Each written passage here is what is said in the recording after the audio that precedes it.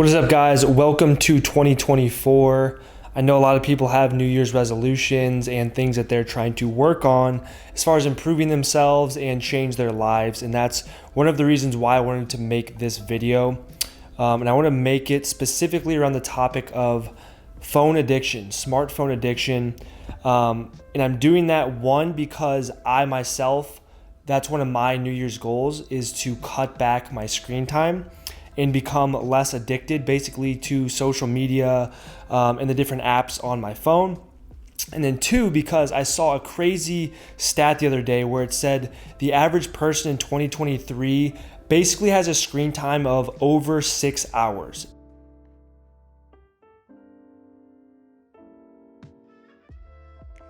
And me reading that just completely baffled me.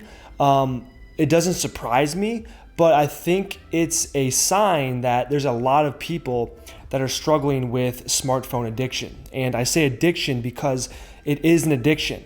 There's a lot of people that, hear the word addiction and they think of drug addiction or gambling addiction or porn addiction. But I would also classify smartphone addiction in that same category with all that stuff. It has very serious negative consequences, and it can lead to a lot of different other problems. So that's why I want to make this video. I'm going to give you guys 4 steps or 4 tips, 4 things that I have implemented into my life to drastically reduce my screen time and drastically reduce my dependence on my smartphone and the various apps on it. So the first step is to utilize Grayscale Mode. And basically what that is it takes your phone and removes all of the color from it. So you're just seeing everything in black and white.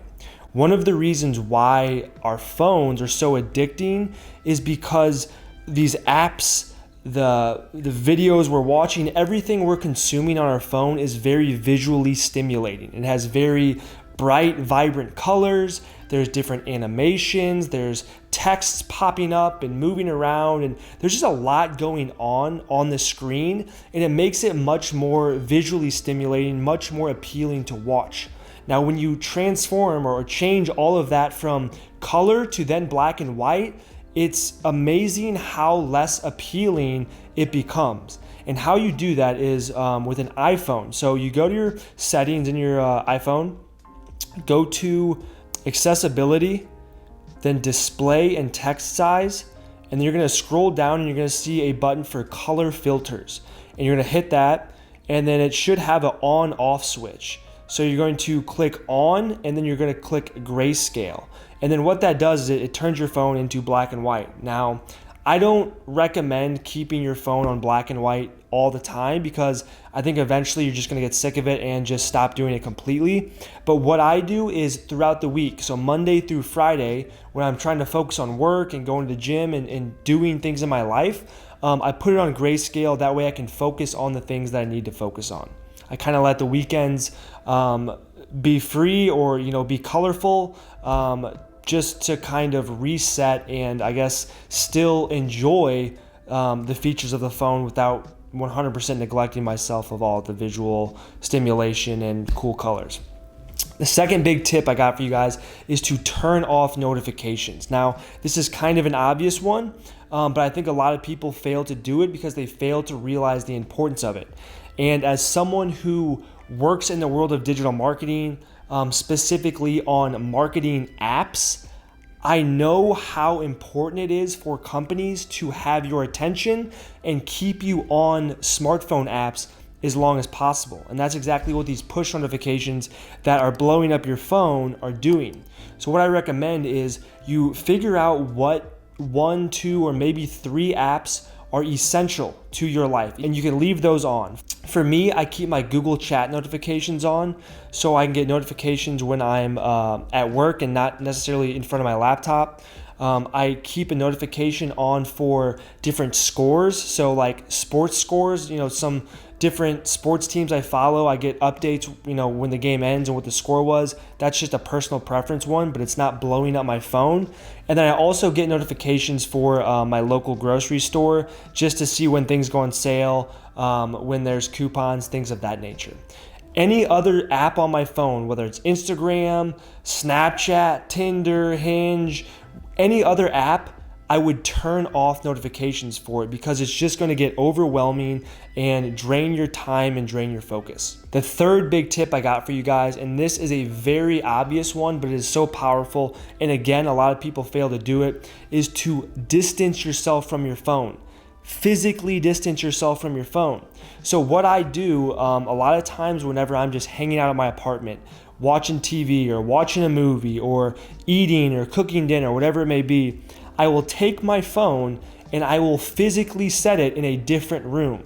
That way I don't even have the temptation of picking my phone up and checking it. Physically distance yourself from your phone makes it much, much easier. And then the fourth and final point, and this one is the most important and the most effective without a doubt, and it is to create a rest schedule. Now, when I say rest, I mean take a rest, take a break from certain apps on your phone.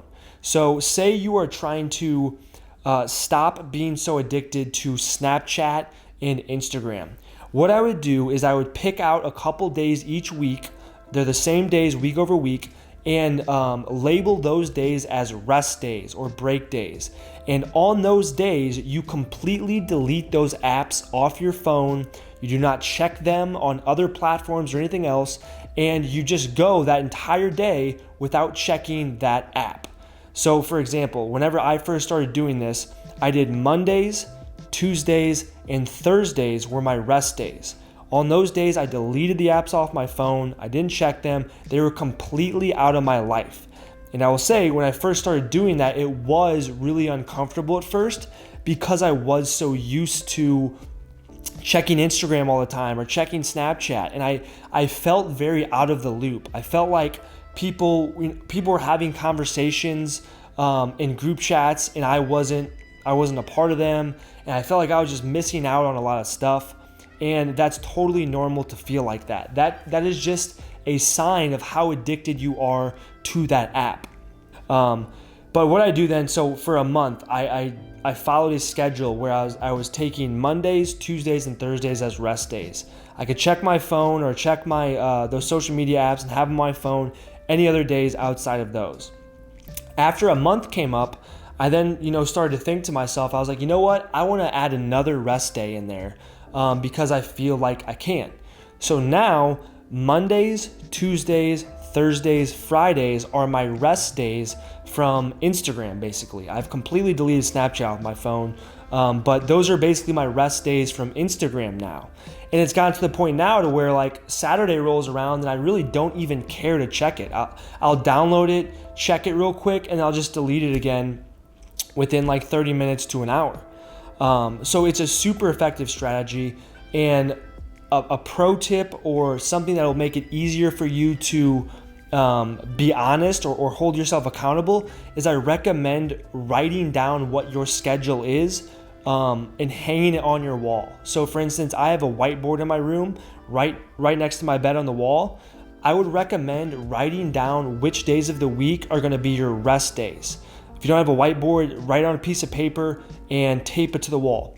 Something to remind you day in, day out, what days of the week are rest days and what days of the week you're allowed to splurge out a little bit and check social media or check whatever apps you want to check. There's something weird about when you write something down, it just becomes more official and it solidifies it in a weird way, and you're more likely to actually follow through with it. So those are 4 things that I've implemented into my life in the past couple months to pretty much purge myself of social media and dating apps and just my dependence on them. If I left any out or you have any other examples or tricks to overcome smartphone addiction, drop them in the comment section below. But that's all I got for you guys in this video. I'll see you guys in the next one. Peace.